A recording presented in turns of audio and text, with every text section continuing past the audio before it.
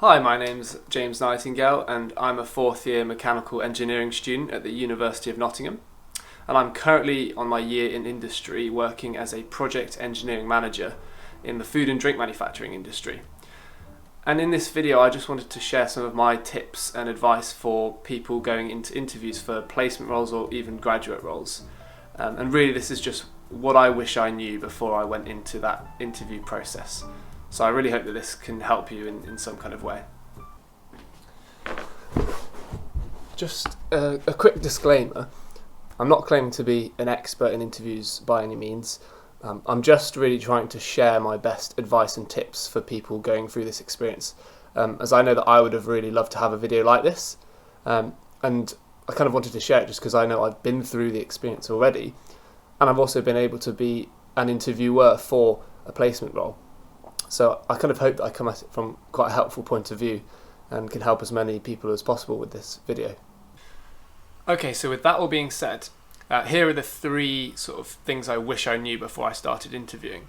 So the first of which is I believe that the interview is won or lost in the preparation well before you get into that interview or that Teams call. Preparation is so important, it's the most important part of an interview. The number one thing I recommend is Googling the top 50 most common interview questions. This is what I did, and I put it in a Word document and I went through literally every single question and answered every single one. My biggest sort of piece of advice with this is make sure that you relate every single answer back to a personal story from your life, and it does not have to be uni work related.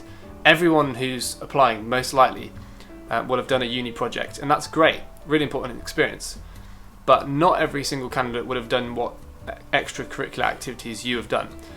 So I'd almost prefer you using those examples because those are more unique to you and will make you stand out more. One example for me was my time at school. I had some health conditions and I had to stop eating for a whole month and go into like a drink, and I still had to study during this time. So I used that experience to relate back to my greatest strength, which I said was resilience.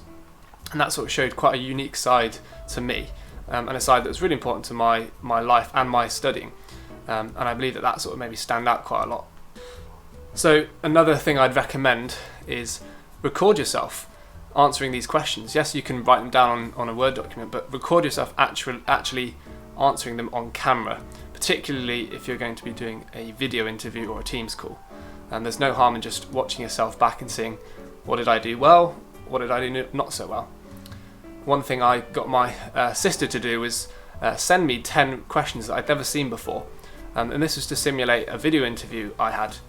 And I allowed myself 30 seconds to look at those questions and then come up with an answer. And then I'd record myself and then I'd watch it all back and see how I did. And that's just one of the overarching sort of things I would recommend is try and simulate your interview environment that you're going to be in. It's so much easier if you've been in that place before, and as everyone says, practice makes perfect, so just try and do that as much as you can. Repetition is really, really important in that. When it comes to preparing for the interview as well, researching the company that you are applying to is so important. As someone who has interviewed people, I find it fascinating to know what people have looked up about the company that I work for. And the biggest question I would ask is, why are you passionate to work in this industry? And if you haven't asked yourself that question yet, then I'd strongly recommend you do that, because that's sort of core to how you answer all the questions, really. One thing I forgot to mention here is make sure you prepare questions for the company, because very likely at the end of the interview, the interviewers will most likely ask you, have you got any questions for us? And the way you prepare those questions can actually show a lot about who you are and how much you're interested in the role. So make sure you sit down for a good half an hour, and think about what questions you want to ask the company that you're applying to. One of the other biggest pieces of advice I'd give is try and get in contact with someone who works at that company, particularly someone who may have had the role that you are applying for. Placement students, I'm sure, are quite busy, but they're more than happy to normally help out and offer advice. That's what I did in my role. I emailed the current placement student and got some advice from him, and it was incredibly helpful just to sort of settle my nerves a bit. So I've just arrived at the factory where I work, and just before I go in, I wanted to tell you my second tip, which is be yourself. Now I know this sounds really cliche, but being authentic and actually being yourself in an interview is really important, because the interviewer will very easily be able to see through any kind of alternate personality that you're trying to put on and trying to show. And if you're trying to show what you think they want to see, that often ends a lot worse than if you're just being yourself. Use all the stories from your life because it's unique to you. And one more thing I'd say is talk about your failures just as much as your successes, because your failures are actually really where you learn the most.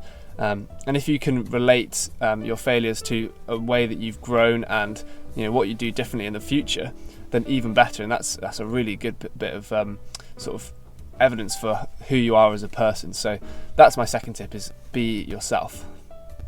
Okay, so the third tip is the simple things matter. So you might be thinking, what on earth is going on with the whole video and what is happening? Why is it such bad quality? Well, this is just an example of the average sort of background and recording that I saw when I was watching a lot of video interviews this year. And I think the takeaway is it's really quite simple to maximise your sort of appearance on a video interview or a Teams call. Now, in real life, it's a bit different. It's just really about your attitude and the clothes you're wearing, which are also important for video interviews. Now, I just wanted to show you sort of practically how much of a difference putting smarter clothes on and slightly adjusting your sort of setup can make it look so much more professional. So just give me a second and I'll move it around and show you the difference that it can make by just having good lighting, the right clothes, and the right sort of screen height. So this is literally me putting on a shirt, turning on a light, and slightly swiveling my laptop.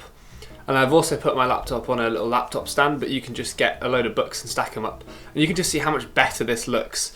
Avoiding a big light in the background, putting a lamp behind the laptop screen, and putting on a smart outfit just makes a bit of difference. Now I know it seems silly, but if you think about it, the people who are interviewing you only have a very short snippet of time to gain a perception of who you are. And you want to maximise everything you can, every little detail, you want to be able to maximise so that you make a good first impression, because first impressions do actually matter a lot, whether or not we want to admit it. So these are just some of the things I'd say is clothes, think about what you're wearing, think about your attitude. The amount of people that don't smile when doing an interview, understandably they're nervous, but smiling can make a big difference. It makes the interviewer sort of interact with you a lot better, I think. And then the other thing is just thinking about your background. What have you got in your background? I've got photos of dogs. In my actual interview, I'll put a photo up here now. I wore a shirt and I had a background photo of like a bird. And what I actually did in my room is I fully shifted my desk so that I had a window in the background that was lighting me, and then I closed the blind behind me so that I had a decent background. So these very simple things can make quite a big difference. So we're coming to the end of this video, and I just wanted to leave you with one last bit of advice and one final little story. So the piece of advice is, when you answer your phone, try and answer it professionally, just leaving your name. So for example, I say, hello, this is James Nightingale speaking. And this way, if a company is calling you up to interview you over the phone, then it sounds much more professional. And it starts off that good first impression, which I mentioned earlier. This happened to me once. I'd been out all morning, having quite a nice relaxed morning. Wasn't really expecting anything to happen that day, phone interview wise. And I walk into the door and my phone is literally ringing right in front of me. So I answer it, and professionally with my name and everything, and it turns out it's a company that I've been applying to, wanting to interview me right there and then. And so what I did is I said to them, listen, I've just walked in the door, I'm really hungry, wanting to have some lunch. Is it alright if I call you back in half an hour? And they were absolutely fine with that. And what I actually did is I asked my sister kindly to make me some lunch whilst I went and prepared a little bit for that interview, just so I had my thoughts together for when I called them. And the interview went really well, and I was invited back for an assessment centre. So that's just a little bit of advice, is answer the phone professionally. And if you do get called, feel free to ask for half an hour to get ready or have some lunch or something along those lines, so you can prepare yourself. That is all my tips really for you. Thank you so much for watching, and I really hope that if you are doing an interview that it goes really, really well. And if you have any advice that maybe I haven't spoken about here and that you'd really want other people to know about, then leave it in the comments below. It'd be great to hear your thoughts. So thank you so much for watching.